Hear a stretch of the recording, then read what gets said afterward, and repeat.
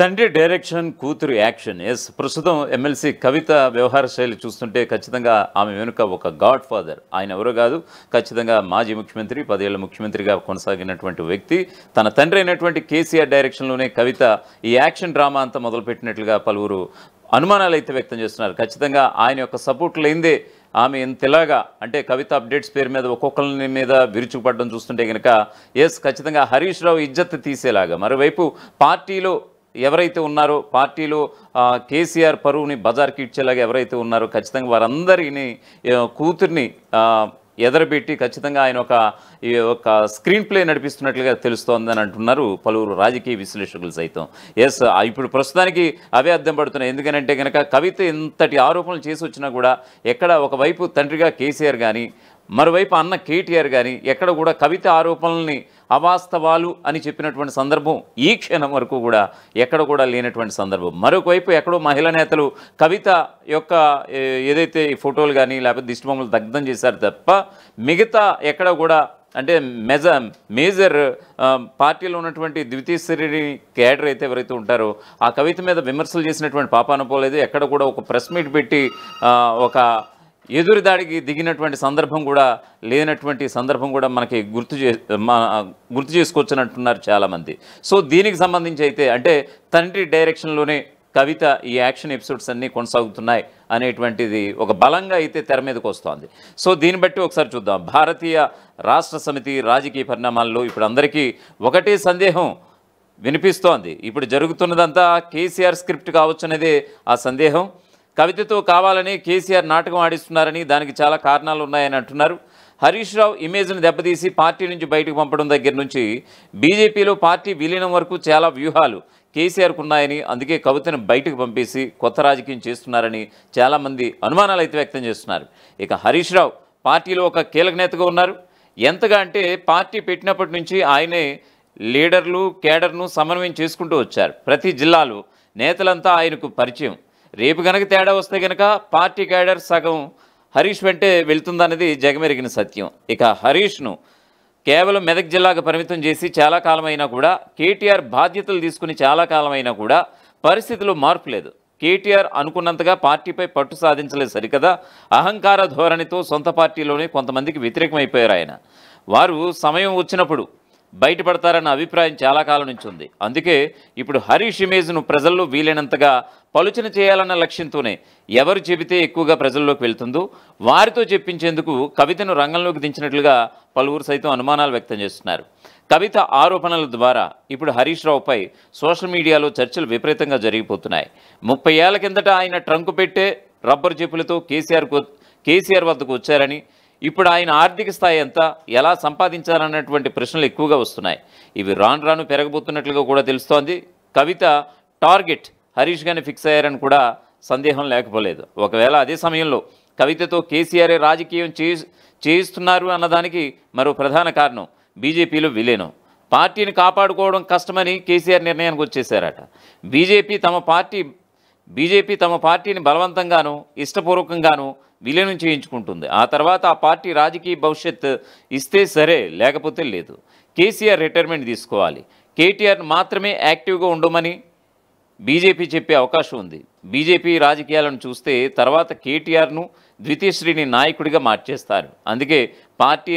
అందుకే పార్టీని విలీనం చేయాల్సి వస్తే తమ కుటుంబం నుంచి ఒక పార్టీ ప్రజల్లో ఉండాలన్న టార్గెట్తో కేసీఆర్ కవితతో వ్యూహాత్మక అడుగులు వేస్తున్నారని అంటున్నారు రాజకీయ పండితులు.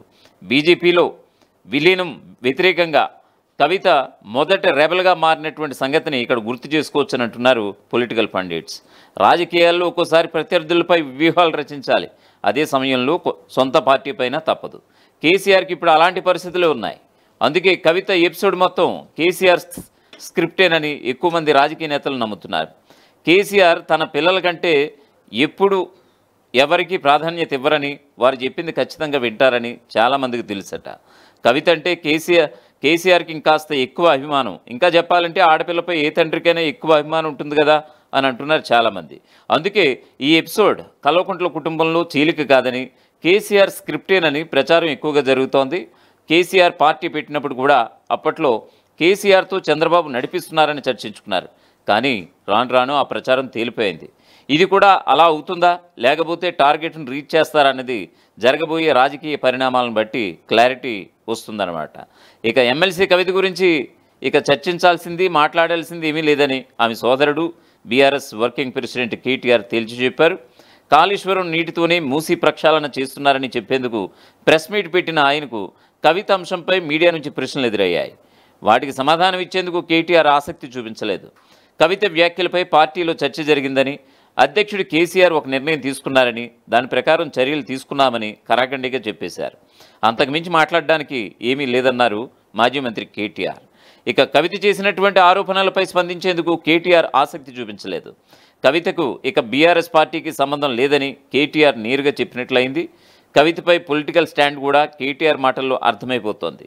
కవిత గురించి ఇక మాట్లాడకపోవడమే బీఆర్ఎస్ విధానమని అర్థం చేసుకోవచ్చునని అంటున్నారు. కవితపై ఇప్పటికే బీఆర్ఎస్ సోషల్ మీడియా అటాక్ చేస్తూ వస్తోంది. సోషల్ మీడియా వార్ వరకు చాలునని, కవితకి ఇంకా ఎక్కువ ప్రాధాన్యం ఇవ్వవద్దని పార్టీ పరంగా నిర్ణయం తీసుకున్నట్లుగా కేటీఆర్ మాటలను బట్టి అర్థం చేసుకోవచ్చునని అంటున్నారు. అయితే హరీష్ రావుపై కవిత చేసినటువంటి ఆరోపణలపై స్పందించాల్సిన అవసరం ఉందని ఎక్కువ మంది భావిస్తున్నారు. కుటుంబ సభ్యురాలు, పార్టీలో అత్యంత కీలకమైనటువంటి వ్యక్తి అయినటువంటి కవిత చేసినటువంటి ఆరోపణల్ని పార్టీ పరంగా ఖండించాల్సి ఉంది. కానీ కొంతమంది మహిళా నేతలు, ఇతరులు ప్రెస్ మీట్లు పెట్టి కవితపై ఆరోపణలు చేశారు. కానీ హరీష్ రావుకు పూర్తి స్థాయిలో మద్దతు పలకలేకపోయారు. పై స్థాయి నుంచి అంటే కేసీఆర్, కేటీఆర్ నుంచి హరీష్పై కవిత చేసినటువంటి ఆరోపణలు అవాస్తవమన్న ప్రకటన రావాల్సి ఉంది. అది ఇంతవరకు, ఈ క్షణం వరకు రాలేకపోవడం నిజంగా గమనార్హం. భారత రాష్ట్ర సమితి రాజకీయాలు ఓ కొలిక్కి రావడం లేదు. కేసీఆర్ ఫామ్ హౌస్లో ముఖ్య నేతలతో వరుసగా చర్చలు జరుపుతూనే ఉన్నారు. కేటీఆర్ ఫామ్ హౌస్కి వెళ్ళి వారం రోజులు అవుతోంది. ఆయనతో పాటు హరీష్ రావు కూడా 2 రోజులుగా ఫామ్ హౌస్లోనే ఉంటున్నారు. రోజుల తరబడి చర్చిస్తున్నారు. కానీ ఏ నిర్ణయాలు తీసుకుంటున్నారన్న దానిపై మాత్రం ఇప్పటికీ స్పష్టత లేదు. కానీ లీకులు మాత్రం వచ్చేస్తున్నాయి. కాళేశ్వరం విషయంలో సిబిఐ ఏం చేస్తున్నది ఇప్పుడు బీఆర్ఎస్ పెద్దలకు తెలియడమే లేదు. సిబిఐ విచారణకు కోర్టు అడ్డంకులు కూడా లేవు. సిబిఐ డైరెక్టర్ కూడా హైదరాబాద్ వచ్చి స్థానిక అధికారులతో మాట్లాడడం కూడా జరిగింది. ఏం మాట్లాడారు, కాళేశ్వరంపై సిబిఐ దర్యాప్తు ఎప్పుడు అంశంపై ఆదేశాలు ఇచ్చారా అన్నదానిపై స్పష్టత లేదు. కానీ ఆయన పర్యటన బీఆర్ఎస్ వర్గాల్లో ఉత్కంఠకు కారణం అవుతోంది.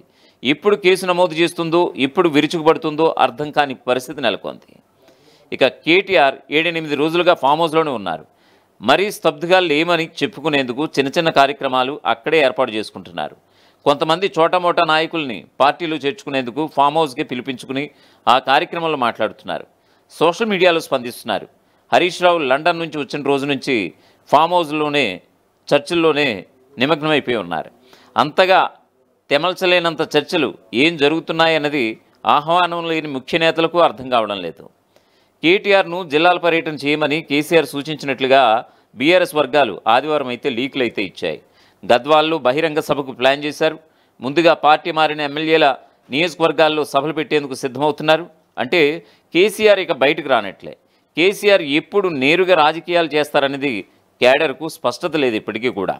రాను రాను ఆయన వచ్చినా పెద్దగా మార్పేమీ ఉంటుందన్న పరిస్థితి వస్తే అప్పుడు కేసీఆర్ వచ్చిన హైప్ ఉండదని కంగారు పడుతున్నారు.